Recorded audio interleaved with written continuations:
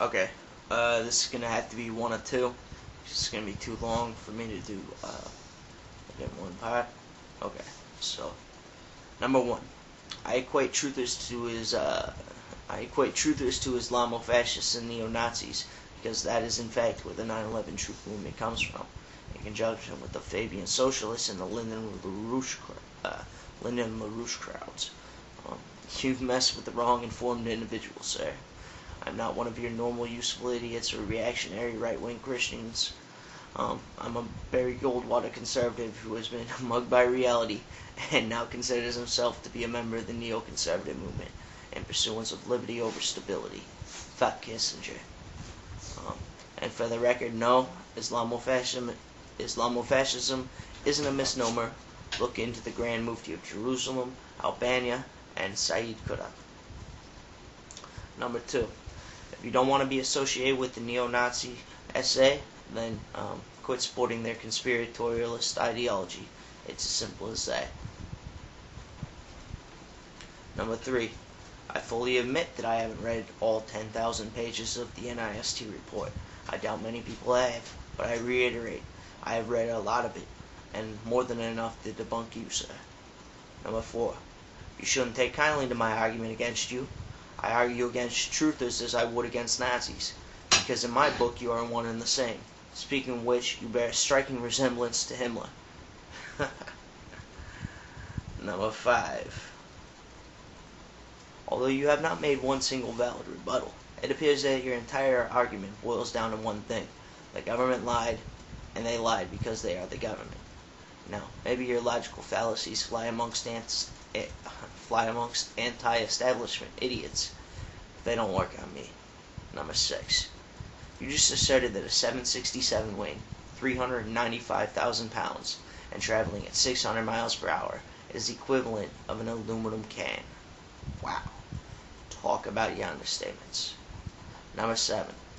You may mention a jet fuel.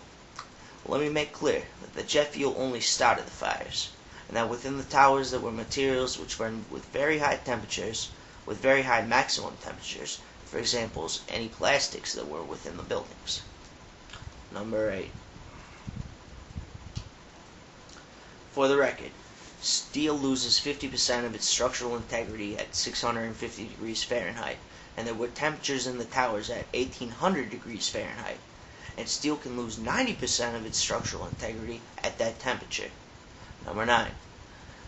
You made about one verifiable claim within your entire rant, and that was that the steel got thicker from top to bottom. I hereby request evidence to that effect, and the amount of as well as the amount of differentiation between the thickness of the high floor steel and the low floor steel. Yeah, let's see that evidence.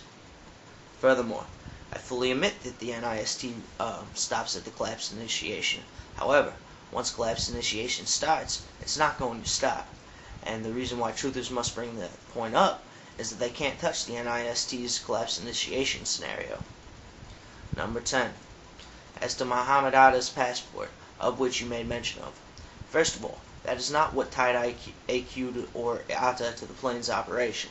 That was found after the fact and had no real relevancy towards the investigation itself. And second of all, there were numerous pieces of identifying papers found in the aftermath.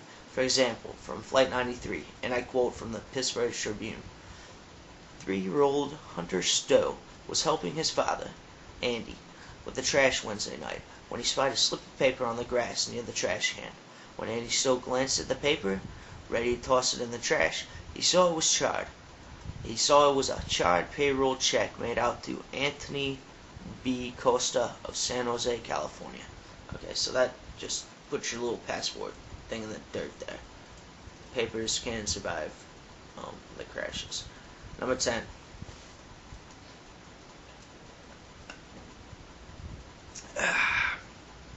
Now as to the steel. This is a non-issue as the NIST has analyzed tons of steel.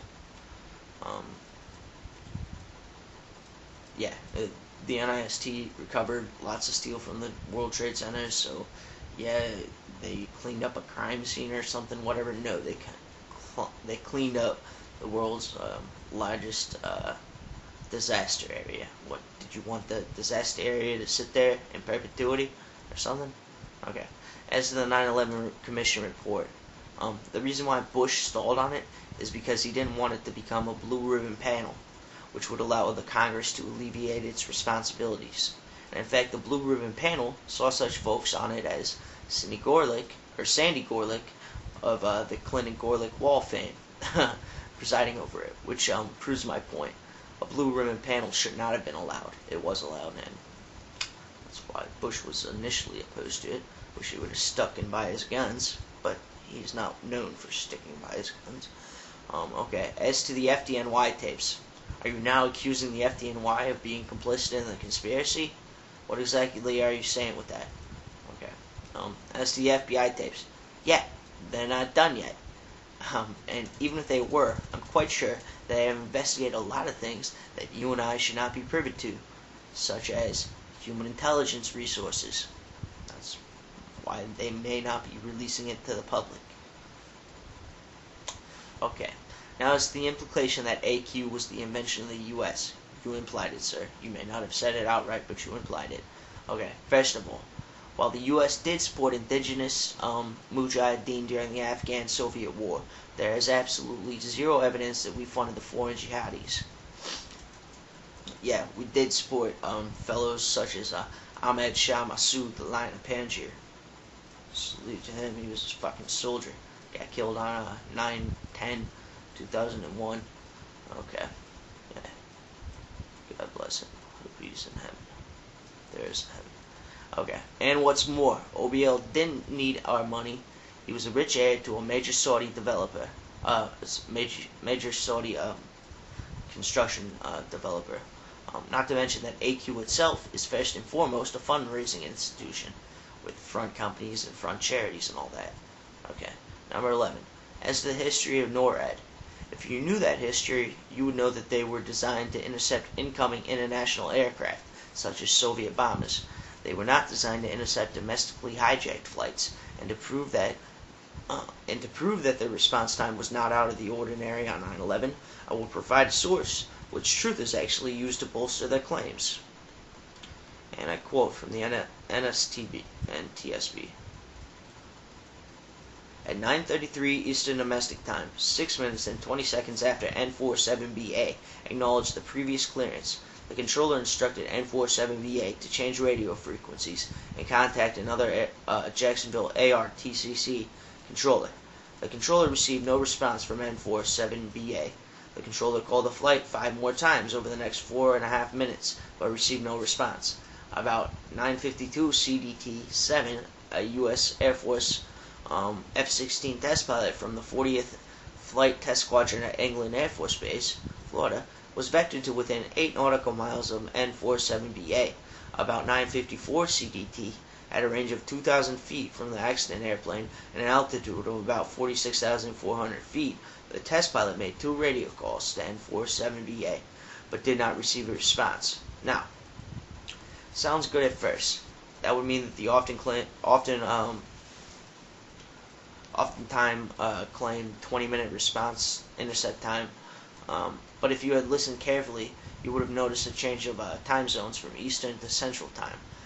CDT is 1 hour on from EDT, Eastern Domestic Time. So contact was regarded as lost at around 9:38, and the fighters didn't get within 2,000 feet of Stewart's jet until 10:54. That's roughly 76 minutes from the controllers realizing there was a problem to intercept taking place. Too bad for your truthers that you can't comprehend time zones, because that just proved my point. Furthermore, there was also the example of Charlie Bishop. He is the one who hopped on a Cessna without his instructor, and he flew it into a building. Like, I'm going off the top of my head here. So he flew it into a building, and the intercept time would have been approximately 55 minutes. So, okay. So we got, before 9/11, we got an intercept time of 76 minutes. And after 9/11, we have an intercept time of 55 minutes. Okay. So, anyways. The point. Okay, I'm going to stop it here, and you're going to have to listen to part 2.